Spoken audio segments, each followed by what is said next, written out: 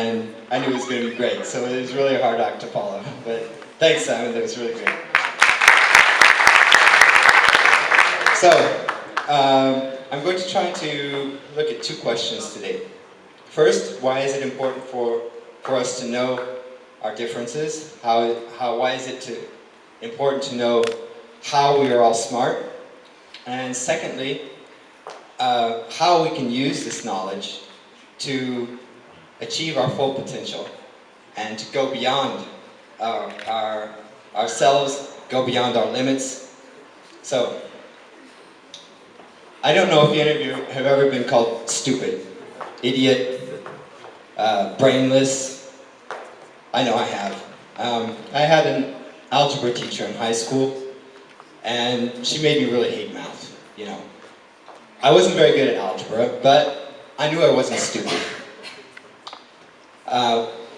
I knew I was smart. And we are all smart. We're all smart in different ways. So, there are lots of examples around us. Everyone knows this. Maybe you've seen this Hiyori, the 33-year-old Chinese girl playing piano. Okay, so this is an exceptional person, but we're all exceptional. There are examples everywhere around us. Sometimes we have natural talents, like this girl. And sometimes we discover it early in life, and we're encouraged to do it. And we become better, and we become masters at whatever are our talents. But more often than not, we're discouraged. Our parents, our teachers, the people around us tell us, don't do that. You're not any good at it. Or, don't do that. You won't make any money from it. And so, we could be passing up some very, very important things. We have to discover our skills. We have to go out and find what we're good at and what our intelligences are. So, when I was 10, I got my first set of paints, and it was like something magic happened. I still remember the magic, and I still have the same magic every time. So, I started painting, and when I went into college, I was 17, and the vocational counselor told me, don't do that. Forget studio arts. You'll never make any money. Do something else. So, I ignored his advice. He wasn't wrong. I didn't make any money at it. So, I ignored his advice, and I did what I wanted to do, and I kept painting. And so, many years later, in fact, it didn't matter to me if I would make money or not, because I'd already decided I was never going to get married, I was never going to have children, so it didn't matter if I made money or not, right? So, things change in life. What happened? I fell in love, I got married, my wife became pregnant, and then at the time, I was spending all my time and all my energy painting. And even sometimes I would, you know, I didn't care about money. If I had to if I needed to color, I would rather spend my money on that tube of paint than to eat, because it was my passion. And I didn't care if I had an empty stomach. But all of a sudden, you know, with this change in my life, I had to think differently. My wife said, okay, your life of artist is finished. You have to get a job. She was right. When you have little mouths to feed, you have a responsibility, your passion has to take a back seat, right? So I did that. I got a job, and for the next 20 years, my paints went up into the attic. I didn't touch a paintbrush for 20 years, except for maybe painting the house.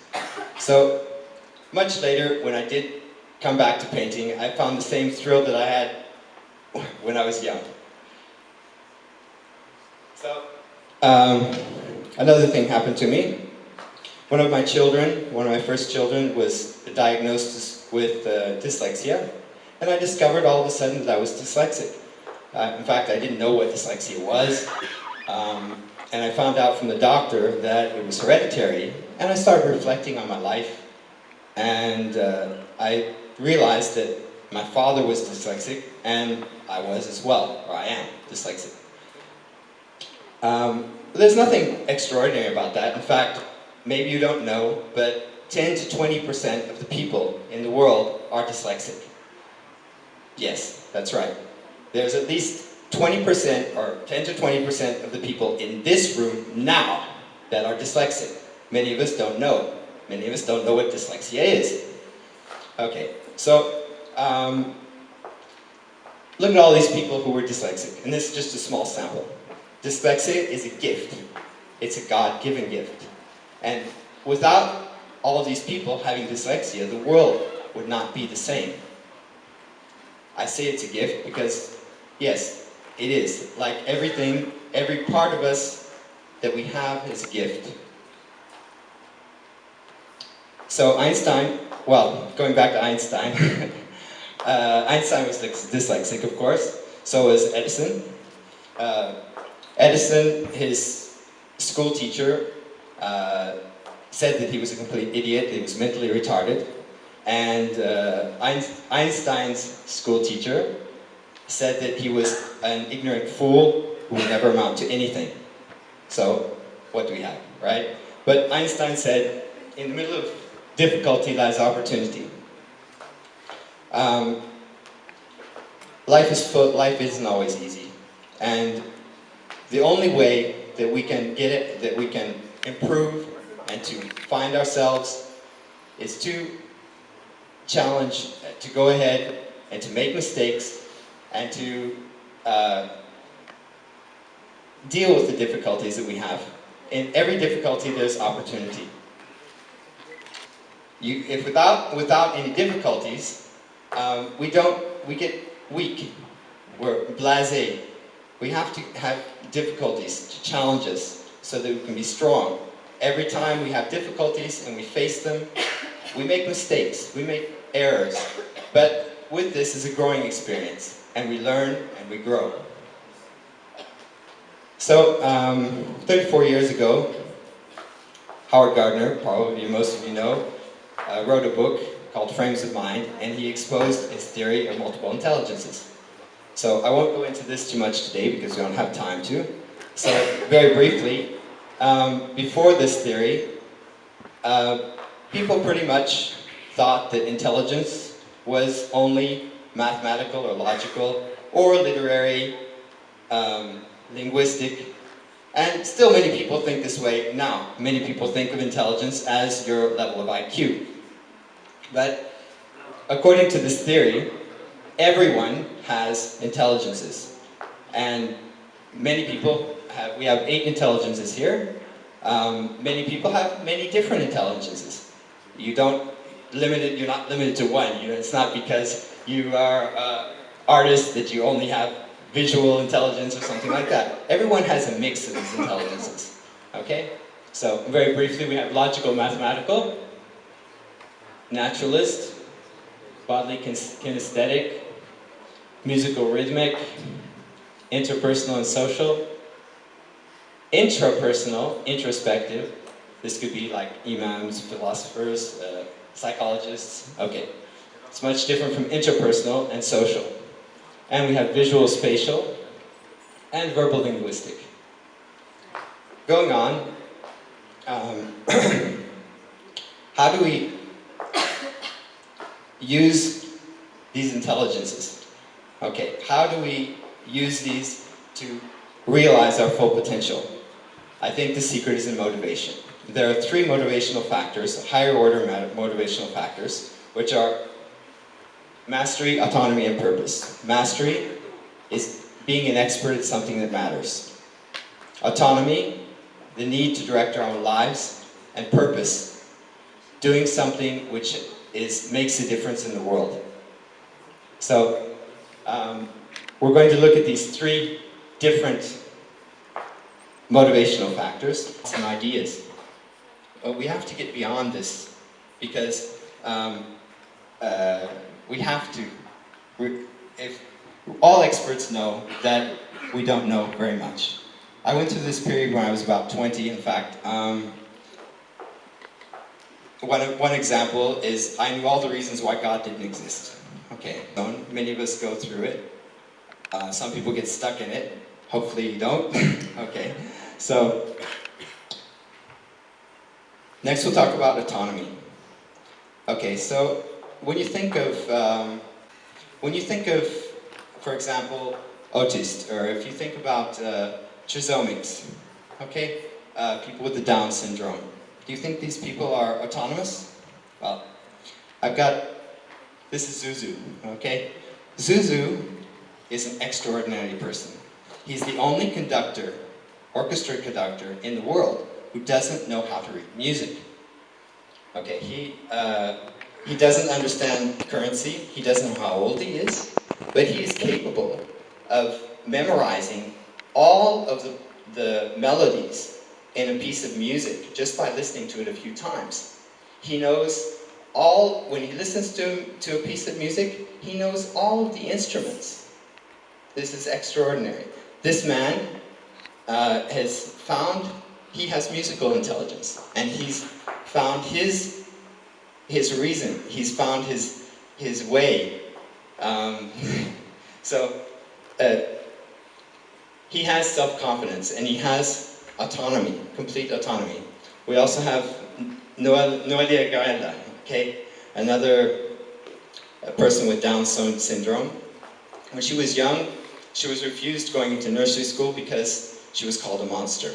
Now, at 31 years of age, she is a nursery school teacher. Okay, this is incredible, isn't it? And so, what I'd like to say is, if these people can go beyond their difficulties, and if these people can use their gifts to make a difference in the world and to help people around them, how can we say that we aren't capable? So, how do we get beyond this, and how do we improve and go past our barriers? I think there are two things that are essential. One is positive attitude. The other is a growth mindset. Carol Dweck is a motivational scientist, motivational researcher from Stanford, and she's done many studies on growth mindset and fixed mindset. This is very important. We all have these two mindsets. It's not you're in one fixed mindset or in a growth mindset. We all have these. But when you're operating out of a fixed mindset, you think that your talents and your skills are innate, that you are either good at something or you're not. When you're operating from a growth mindset, your potential is unlimited. You can become better at anything. And all of us are capable of becoming better at anything. It's a question of attitude. And a growth mindset or a fixed mindset can be either consciously or unconsciously developed in either way. So what we have to do is to try to develop consciously our growth mindset. So how do we do this? I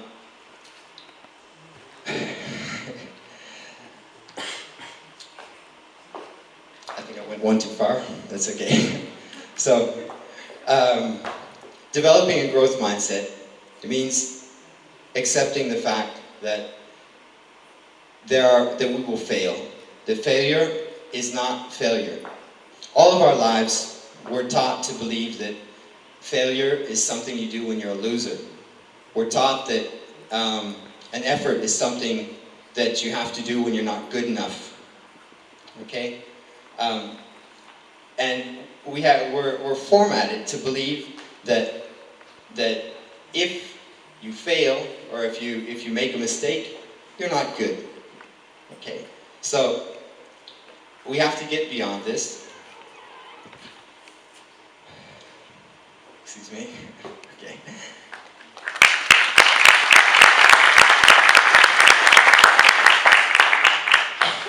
Okay. When I was about 30 years old, I ran across this piece of Native American wisdom, and it changed my whole perspective. So, it states that everything on the earth has a purpose. Every plant cures, or every herb cures a disease, and every person has a mission. This made me reflect a little bit. It's true. There are more than 12,000 plants on the earth, and all of them, they've been proven by science or to cure diseases. So, if all of these plants cure diseases, they're there for a reason and a purpose. Every one of us also is here for a reason and a purpose. We have to find that purpose. So, one way to find your purpose, if you love it and the world needs it, it's your mission. If the world needs it and you're paid for it, it's your vocation. If you're paid for it and you're great at it, it's your profession. And if you're great at it and you love it, it's your passion. So, painting for me was passion, right? It wasn't a mission because I wasn't doing anything to help the world. It wasn't a vocation or profession because I never made any money. So I had to wait till I was over 50 to discover my reason and purpose in life. I found my reason and purpose in life. I'm happy. I feel that I've succeeded in life. I don't have money, but I'm happy.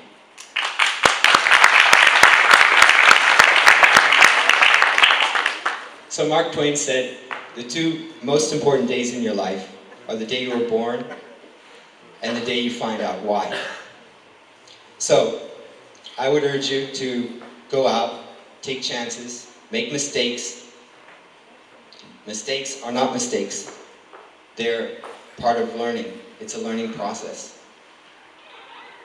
Find out who you are, discover what your purpose is, and help to change the world.